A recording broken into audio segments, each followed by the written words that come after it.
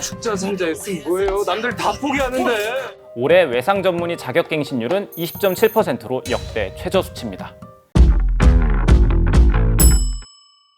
안녕하세요. 데이터를 만지고 다루는 안혜민 기자입니다. 5가지 그래프로 설명하는 오그랩. 오늘의 주제는 권역 외상센터입니다. 넷플릭스 시리즈 중증 외상센터가 한동안 인기였습니다. 슈퍼히어로 같은 능력을 가진 천재 외상외과 전문의 백강혁 교수가 중증 외상센터에서 겪는 이야기가 속도감 있게 전개되면서 설 연휴를 거쳐 2월 15일까지 무려 22일 연속으로 넷플릭스 탑10 1위를 독주했습니다. 드라마를 재미있게 정주행하면서도 한편으로는 좀 씁쓸했던 건 이렇게 판타지적인 인물이 있더라도 외상센터를 운영하고 유지해 나가기가 참으로 쉽지 않아 보인다는 거였습니다. 그래서 오늘 오그랩에선 권역 외상센터의 현실이 얼마나 참혹하고 힘든지 5가지 그래프를 가지고 풀어보려고 합니다.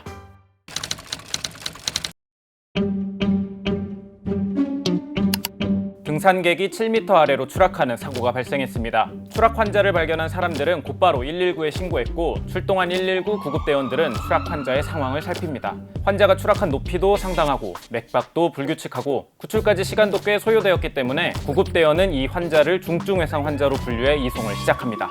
이곳에서 가장 가까운 권역외상센터는 국립중앙의료원. 다행히 30분 만에 환자는 외상센터에 도착했고 의료진은 신속히 환자를 받아 수술 준비에 돌입합니다. 이렇게 권역외상센터에 온 중증 외상 환자는 2023년에만 모두 9,112명입니다. 우리나라에선 응급의료기관, 응급실에 환자가 오면 환자 정보가 실시간으로 국가응급치료정보망인 NEDIS로 전송이 되는데요. 그 중에서도 권역외상센터로 온 외상 환자는 KTDB라는 외상등록 체계로 관리됩니다. 그래서 그렇게 혼돈이 가득한 병원 속에서도 9,112명이라는 숫자를 저희가 정확히 알 수 있는 거죠. 외상은 외부적인 요인으로 인해 우리 몸이 다치는 경우를 말합니다. 중증 외상은 그 외상 가운데서도 심각한 경우를 말하고요. 엄밀하게 따지면 손상 중증도 점수 ISS를 계산해서 16점 이상인 경우만 중증 외상으로 분류합니다. ISS는 우리 신체를 6개 부위로 나누어서 각 신체 부위별로 얼마나 심하게 손상되었는지를 점수화한 겁니다. 추락사고나 교통사고 같은 사고로 인해 신체의 여러 부위가 한꺼번에 손상된 환자, 혹은 여러 부위가 아니더라도 손상 정도가 심각해 생명이 위독한 환자들이 중증 외상 환자로 분류됩니다. 이렇게 분류된 중증 외상 환자의 규모가 어떻게 되는지 오그랩 첫 번째 그래프로 살펴보겠습니다. 2023년 외상센터로 온 중증 외상 환자 9,112명 가운데 사망자는 1,755명입니다. 2023년 중증 외상 환자의 치명률, 그러니까 사망률을 계산하면 19.3%가 나오죠. 2018년부터 살펴보면 중증 외상 환자는 6년 사이 813명 늘어났고 사망자는 257명 늘어났습니다. 치명률은 18.1%에서 19.3%로 1.2%포인트 늘었습니다. 권역외상센터에서는 365일 1년 내내 그리고 24시간 하루 종일 전문 외상팀이 상주하면서 중증 외상 환자를 치료하고 있습니다. 현재 우리나라에 존재하는 권역외상센터는 모두 17곳, 세종을 제외하고 모든 시도에 1개 이상씩 위치해 있고 해당 권역에서 발생하는 중증 외상 환자의 치료를 담당하고 있습니다. 대한민국에 처음으로 권역외상센터가 들어선 건 2014년, 지금으로부터 11년 전으로 그렇게 역사가 길지 않아요. 권역외상센터 설립이 법제화된 건 2012년인데요. 2011년에 바로 아덴만 여명 작전이 있었죠. 이 작전 중에 심각한 부상을 입은 석혜균 선장을 아주대학교 병원의 이국종 교수가 살려내면서 중증외상 환자를 치료할 센터의 필요성이 대두됐습니다. 그리고 법안이 통과되어서 오늘날까지 이르게 된 거죠. 이국종 교수의 헌신은 여러 메디컬 드라마에 등장하는 의사들의 모티브가 되었습니다. 중증외상센터의 백강혁 교수 역시 마찬가지였고요.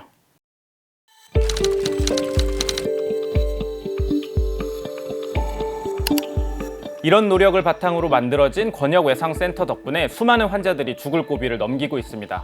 데이터로 살펴보겠습니다. 일단 외상 진료 체계를 판단할 수 있는 핵심 지표, 예방 가능한 외상 사망률이 있습니다. 이 수치는 외상으로 사망한 환자들 가운데 만약에 치료를 제대로 받았다면 생존할 수 있었을 환자의 비율을 나타낸 겁니다. 이 숫자가 낮으면 낮을수록 외상 환자 진료 체계가 잘 운영되고 있다고 할 수 있는 거죠. 오그랩 두 번째 그래프는 이 수치를 가지고 그려봤습니다. 1997년 우리나라의 예방 가능 외상 사망률은 50.4%였습니다. 외상으로 사망한 환자 가운데 절반은 살릴 수 있었다는 거죠. 그러다가 2000년대 이후부터 30%대를 유지하고 있고요. 권역외상센터가 본격적으로 들어선 2015년부터는 보건복지부에서 2년마다 조사를 하고 있는데 그 수치가 점점 낮아지고 있는 걸 확인할 수 있습니다. 2015년 30.5%에서 2021년엔 13.9%까지 절반 넘게 줄어들었습니다. 이러한 긍정적인 변화는 대한민국 응급의료 시스템에도 영향을 주고 있는데요. 우리나라의 모든 중증외상 환자가 다 권역외상센터로 가는 건 아닙니다. 2014년부터 권역외상센터가 운영되기 시작되면서 많은 중증외상 환자들이 신속히 권역외상센터로 이송되고 있지만 여전히 절반이 넘는 환자들은 권역응급의료센터나 지역응급의료센터로 이송되고 있거든요. 이번에는 여기까지 다 포함하여서 중증외상 환자들을 살펴보겠습니다. 여기서 살펴볼 데이터는 외상 생존 지수입니다. 외상 생존 지수는 기대되는 생존자 대비 실제로 생존한 환자의 규모를 나타낸 건데요. 기대치보다 실제 생존한 환자가 적으면, 즉 환자를 더 못 살렸다면 이 지수가 마이너스가 나오고, 반대로 기대치보다 실제 생존한 환자가 많게 되면 숫자가 플러스가 됩니다. 우리나라의 외상 생존 지수를 그려보면 2015년부터 2023년까지 증가하는 추세를 확인할 수 있습니다. 2015년 마이너스였던 외상 생존 지수는 이후 조사에선 계속 플러스에 위치하고 있어요. 즉 기대치보다 실제 생존한 중증 외상 환자가 더 많았다는 거죠. 생존 지수의 상승을 이끄는 건 바로 권역외상센터입니다. 권역외상센터의 외상 생존 지수는 2015년 이래로 계속 0보다 큰 수치를 기록하고 있는데요. 다른 응급의료기관에서의 상황이 과거보다는 점점 나아지고 있지만 전체 생존 지수 평균의 상승은 이 권역외상센터가 끌어올리고 있는 모습입니다.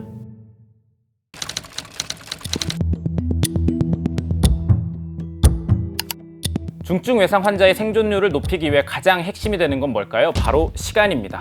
시간이 지체되면 지체될수록 환자의 생존 확률은 희박해질 수밖에 없죠. 특히 중증 외상 환자의 경우 사고 발생 후 적어도 1시간 이내, 바로 골든아워 안에 수술을 해야 생존 가능성이 높아집니다. 그렇다면 권역외상센터에 들어온 외상 환자들 가운데 골든아워 이내에 도착한 환자는 얼마나 될까요? 오그랩 세 번째 그래프입니다. 2018년 권역외상센터로 들어온 중증 외상 환자 중 1시간 이내에 도착한 환자는 전체의 38.7%였습니다. 그렇다면 그로부터 5년이 지난 2023년엔 어떨까요? 2023년에 골든아워 이내에 센터에 도착한 환자의 비율은 2018년과 동일한 38.7%였습니다. 코로나19 팬데믹 시점에 그 비율이 줄어들긴 했지만 지난 6년간 평균 37.3%에서 크게 벗어나고 있진 않아요. 다만 도착 시간을 2시간 이내로 조금 넓혀보면 2018년 58.0%에서 2023년 64.4%로 증가한 걸 확인할 수 있습니다. 시간 단축을 위해 노력하고 있지만 골든아워 이내에 도착하는 환자의 비율은 크게 늘지 않았다. 즉, 과거보다 상황이 현저히 좋아졌다고 얘기하기는 어려운 겁니다. 도서 산간 지역의 환자를 신속하게 이송하기 위해서 도입했던 닥터 헬기도 여전히 열심히 활약 중인데요. 전국에 8개의 닥터 헬기가 2023년에만 총 1,550명의 환자를 이송했습니다.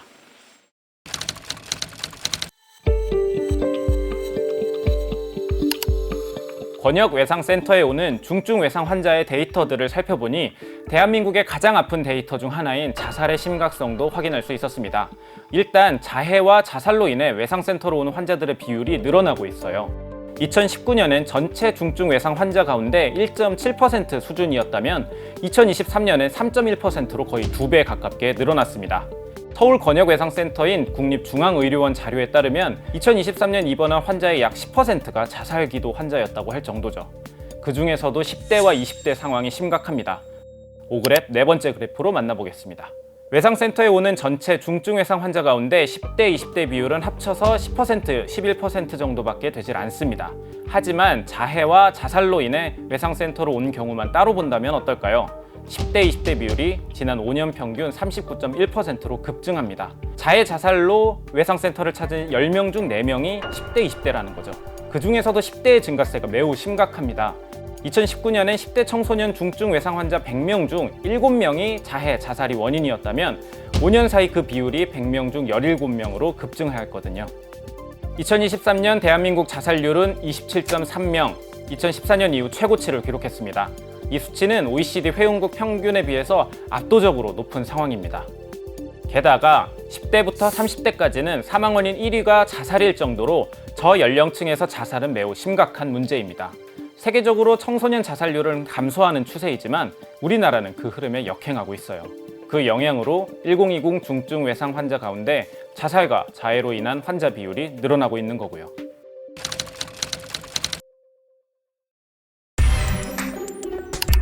중증 외상 환자를 살리기 위해선 권역외상센터의 외상외과, 심장혈관 흉부외과, 순환기 내과 등 각 과의 의사가 상주해야 합니다. 자살로 인해 중증 외상 환자가 늘어나는 상황에 대응하기 위해선 정신의학과와의 연계도 추가로 필요하겠죠. 그러려면 인력 문제가 선제적으로 해결되어야 하겠지만 상황은 그리 밝지 않습니다. 2023년 전남 권역을 담당하는 목포 한국병원의 외상센터 전문의는 단 5명.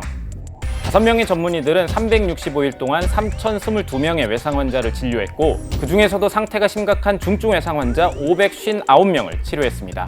이런 고된 환경에 노출된 건 목포 한국병원뿐이 아닐 겁니다. 전국 17곳의 외상센터 모두 비슷한 상황이죠. 문제는 해마다 권역외상센터 근무를 자처하는 의사 수가 계속 줄어들고 있다는 겁니다. 5그래프 마지막 그래프는 외상 전문의 데이터입니다. 첫 시작은 좋았어요. 외상센터 개소에 맞춰서 외상 전문의 제도가 시작되었는데 2011년 당시 배출된 외상학 세부 전문의는 모두 86명이나 되었거든요. 하지만 그래프를 보면 알 수 있듯이 외상 전문의 규모는 꾸준히 줄어들고 있습니다. 2020년 한 해엔 딱 6명만 배출되기도 했죠. 그렇게 2025년까지 배출된 외상 전문의는 모두 384명. 하지만 2024년 8월 기준으로 외상센터에서 일하는 전문의는 188명밖에 되질 않습니다. 업무 환경이 녹록지 않으니까 어렵게 전문의 자격을 따고도 그 자격을 포기하는 의사가 늘고 있기 때문이죠. 올해 외상 전문의 자격갱신율은 20.7%로 역대 최저 수치입니다. 그래도 뜻있는 외상 전문의를 길러내기 위해선 관련된 교육시설을 운영하고 인력을 양성해야 할 텐데 올해 외상학 전문 인력 양성 예산은 빵원입니다. 빵원. 작년에 이 사업에 편성된 예산이 8억 8,800만 원이었고 외과계 전공의 등 전문 외상교육 예산까지 합치면 15억 1,300만 원이었는데 올해 두 예산은 전액 삭감되었어요. 그 결과로 고려대 구로병원의 중증 외상 전문의 수련센터가 운영 중단을 선언하기도 했죠. 정치권에서는 이를 두고 공방이 이어지기도 했습니다. 오세훈 서울시장은 국회가 예산을 전액 삭감했다라고 주장했고 박주민 더불어민주당 의원은 국회가 아닌 정부 여당이 예산 삭감을 강행했다고 반박했죠. 앞서 보고서에서 살펴봤듯이 애초에 정부가 국회에 제출한 예산안에 인력 양성 예산이 담기지 않았습니다. 이후 국회 논의 과정에서 사업 예산을 늘리기로 의결했지만 최종안에서는 반영되지 않아서 제로가 된 거죠. 결국 서울시의 재난관리기금이 투입되면서 구로병원의 전문의 수련센터는 운영을 이어갈 수 있게 되었습니다. 보건복지부에서는 이렇게 심각한 인력 문제를 해결하기 위해서 인건비 보조금을 늘리고 있지만 상황이 쉽지는 않습니다. 정부가 작년에 잡아놓은 인건비 보조금이 한 명당 1억 4,400만 원, 총 209명 몫으로 300억 넘게 예산을 잡아두었었는데 외상센터에선 보조금이 이렇게 있음에도 불구하고 전담 전문의를 다 채우지 못했어요. 그래프를 보시다시피 전국 17개 센터 가운데 가천대 길병원, 국립중앙의료원, 아주대병원, 제주 한라병원을 제외한 14곳은 인력 운영 계획에 미달했습니다. 보조금이 있어도 지원한 의사가 없으니 예산을 쓸 수가 없는 상황인 거죠. 가장 인력이 많은 아주대병원이 21명의 전문의로 돌아가고 있는데 외상 전문가들은 한 센터당 적어도 25명의 전문의가 있어야 한다고 말합니다. 줄이고 줄여 최소 TO인 20명이 넘는 병원이 아주대병원 한 곳에 불과한 상태고 원광대 병원은 4명이서 일을 하고 있을 정도니 상황이 매우 심각한 거죠. 정부도 더 나은 당근을 추가로 제시하고는 있습니다. 일단 올해 예산에서 인건비 보조금을 1,600만 원 더 올렸습니다. 인당 1억 6천만 원으로 책정한 거죠. 하지만 과연 이 정책만으로 의사들이 권역외상센터 근무를 선택할지는 의문이 듭니다. 만약 백강혁 같은 슈퍼히어로 의사쌤이 우리 사회에 등장한다면 지금 이야기한 권역외상센터 문제점을 단박에 해결할 수 있을까요? 쉽게 내라고 대답하긴 힘들 것 같습니다. 여전히 우리 사회는 시스템과 정책을 통한 해결보다는 의사의 책임감과 사명감이 기대고 있는 듯 하거든요. 지지부진한 시간은 흘러가고 여전히 의정 갈등은 진행 중입니다. 전공의들이 수련병원을 떠난 지 벌써 1년이 지났고요. 지난 10여 년간 수천억 원을 들여 외상센터를 세워 살려야 할 환자들을 살려왔지만 의정 갈등 사태로 응급의료 체계는 붕괴되었고 그 피해는 환자들에게 돌아가고 있습니다. 안타까운 건 근시일 내에 이 의료 대란이 해소될 여지가 보이지 않는다는 거겠죠. 하루빨리 의정 갈등이 마무리되어서 권역외상센터 시스템 개선을 할 수 있는 상황이 오길 바라며 오늘의 5그랩 마무리하겠습니다. 감사합니다.